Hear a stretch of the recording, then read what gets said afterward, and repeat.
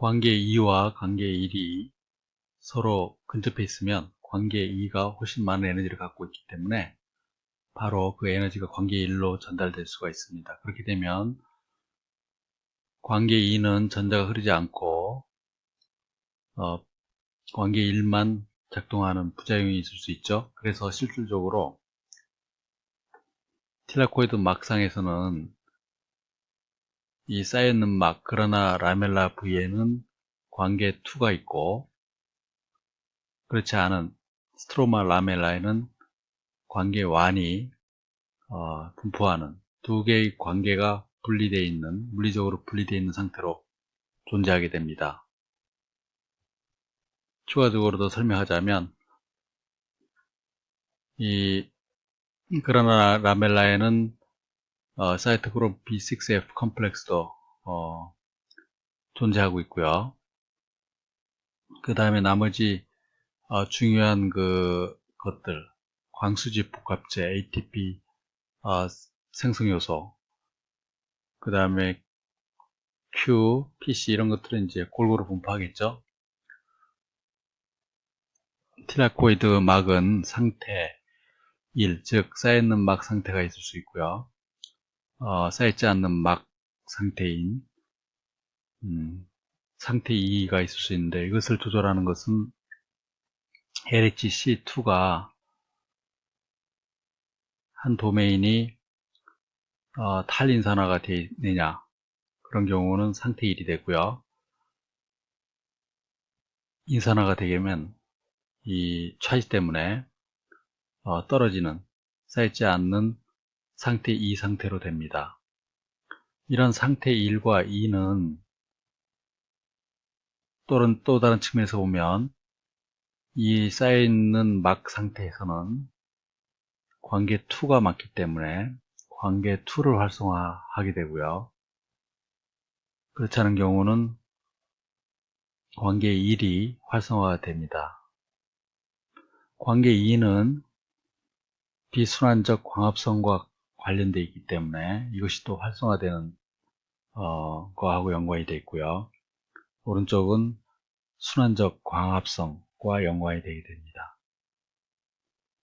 그래서 이러한 변화는 광합성의 원활한 진행을 또는 선택을 조절하는 데 매우 중요한 역할을 하고요.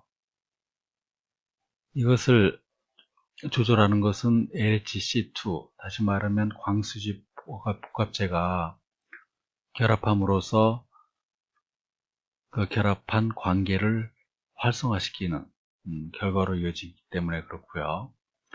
궁극적으로 이것이 두 상태의 인산화, 탈인산화를 조절하는 것은 빛세기와 파장에 의해서 조절하는 걸로 알려져 있습니다.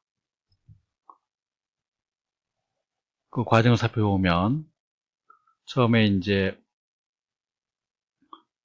왼쪽과 같이 LHC2가 관계 2와 결합되어 있는 이러한 상태에서 이제 빛이 강하거나 또는 이제 파란색 빛을 쬐게 되면 관계 2가 더 활성화됩니다. 그렇게 되다 보면 그 다음에 이제 관계 2하고 연결 지점에 퀴논이 환원된 퀴논이 제대로 소모가 안 되게 되면 QH2가 농도가 증가하겠죠. 그러면 그것이 프로틴 키나제의 홀수 활성도를 증가시켜서 아까 조금 전에 본 바와 같은 이 LHC2의 이 자리에 활성화를 시켜서 이와 같이 두 막을 분리시키게 됩니다. 그러다 보면 이제 관계 1이 활성화되어 갖고 QH2가 소모되는 결과로 나아지겠죠. 또 반대 경우는 이제 약한 강도의 빛이나 붉은 빛을 쪼게 되면 관계 1이 더 활성화돼서 산화된 형태인 Q가 농도가 증가될 것이고, 그로 인해서 이번에는 단백질 탈인산화 효소의 활성도가 증가해서 왼쪽으로 상태 1, 즉 쌓여있는 막 상태로 진행이 됩니다. 그렇게 되면 이제 이번에는 그 환원된 형태인 QH2가 증가하겠죠. 물 분자로부터 전자를 뽑아내는 분자 구조는 산소 발생 복합재 또는 물 분할 복합재라고 하는데요. 에너지가 많이 필요하기 때문에 4개의 광자가 소모되고요. 두 분자의 물 분자를 써서 4개의 전자와 한 분자의 산소를 생성시킵니다. 이때 양성자가 4개 생기기 때문에 이것이 양성자 구동력으로 작용할 것이고요. 그 다음 단계 나온 전자가 받는 물질은 P680이 되겠는데 이것은 한 번에 한 개의 전자만을 받을 수 있습니다. 따라서 이 밑에 반응식에서 보듯이 4개의 전자가 한 번에 하나씩 이 직접적으로 P680에 주는 장기는 타이로신으로 알려져 있는데 이 타이로신 G라고 표시된 것으로부터 하나씩 동시에 양성자도 나옵니다. 이 밑에 보다시피 망간, 또 칼슘, 산소의 복합체가 물 분자와 이렇게 결합하고 있으면서 이런 이제 반응에 진행하고 있는데요. 구체적인 이 반응 메커니즘은 안 알려져 있습니다. 반응식으로 쓰자면 P680은 타이로신으로부터 전자를 받게 될 것이고요. 이 전자를 잃은 타이로신은 라디칼 상태로 존재하는데요. 이 망간 칼슘 복합체로부터 전자를 받겠죠. 그래서 전체 이제 관계 2에서 일어나는 반응은 이제 이렇게도 쓸 수 있고요. 물까지 포함하면 요 밑에 있는 바와 같이 또 쓸 수도 있을 것입니다. 참고로 광합성하는 박테리아의 전제 주계는 우리가 지금까지 봤던 물 외에도 초산, 석신산, 말산 또는 설파이드 이런 것들이 쓰이는 것으로 알려져 있습니다. 이제는 두 번째 그 현상인 ATP 합성에 대해서 살펴보도록 하겠습니다.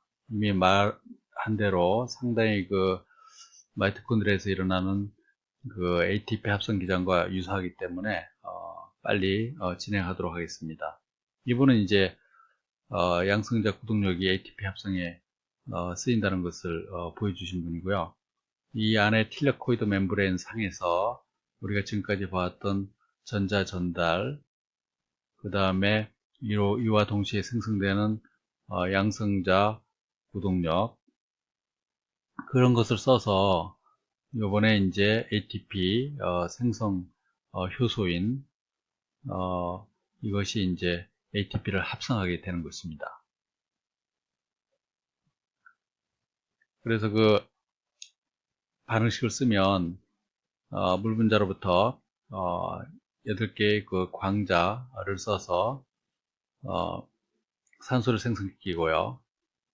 약 3분자의 ATP와 그 다음에 2분자의 NADPH 3대 2의 비율로 생성되는 걸 알 수 있습니다. 이 과정에서 이제 ATP 합성은 ATP 생성 요소라고 하는데요.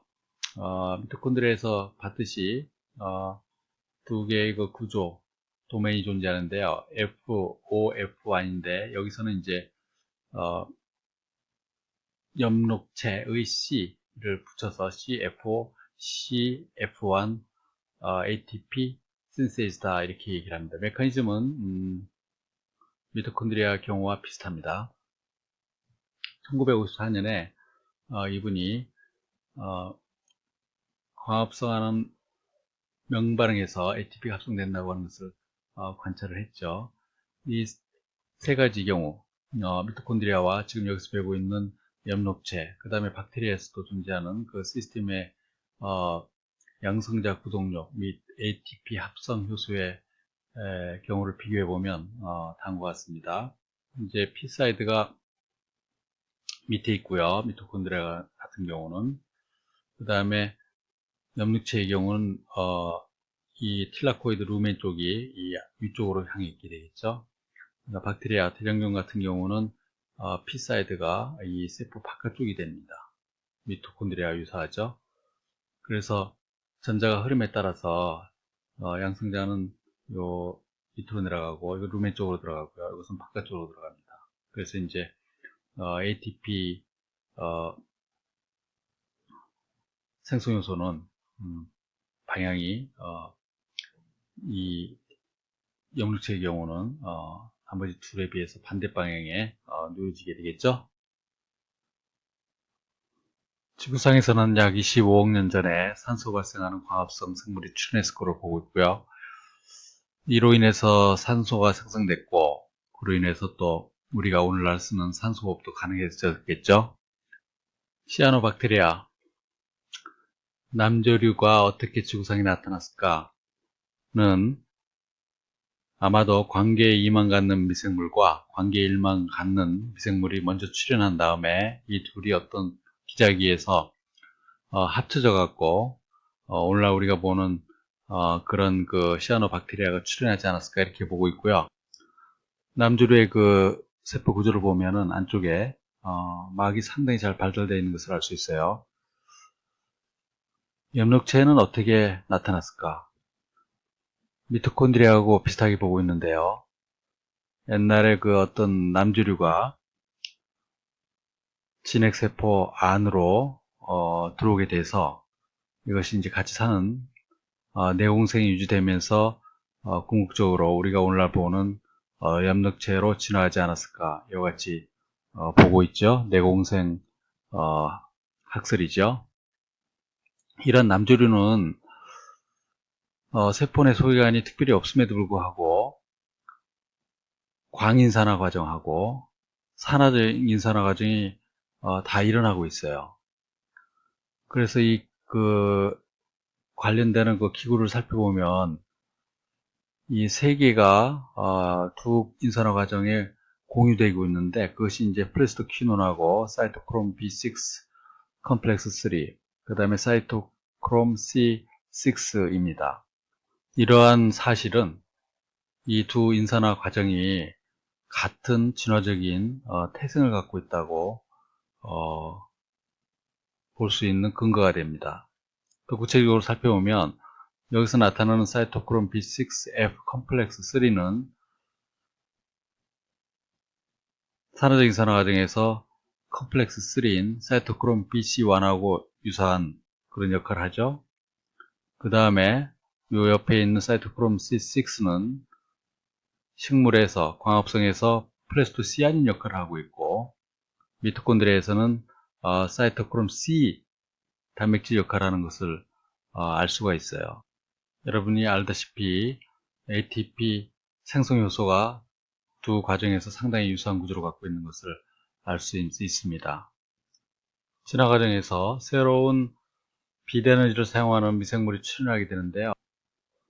호용균으로서 사회와 같이 고농도의 염에서 사는 생물의 경우 용존 산소량이 적기 때문에 산소호흡만으로서 ATP를 충분히 얻을 수가 없어요. 그 경우에는 그런 미생물이 비대에너지를 써서 살아가게 되는데 이때 보면 이 백티리오 로뎁신이라고 하는 단백질이 비대에너지를 써서 양성자를 세포 안쪽에서부터 바깥쪽으로 배출해서 생성된 양성자 구동력을 활용을 해갖고 ATP를 합성하게 됩니다. 이때 보면 산소도 생성되지 않고 NADPH도 생성되지 않는 새로운 형태죠.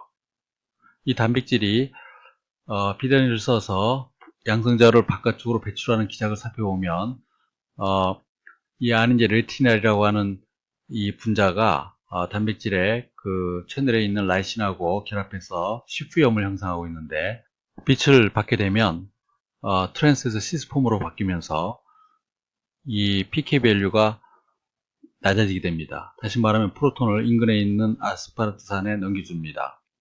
일련의 산 염기들이 동시에 pK 밸류가 변하면서 궁극적으로 양성자가 바깥쪽으로 배출되게 됩니다. 다시 말하면 빛에 의해서 양성자가 바깥으로 배출되는 것이죠.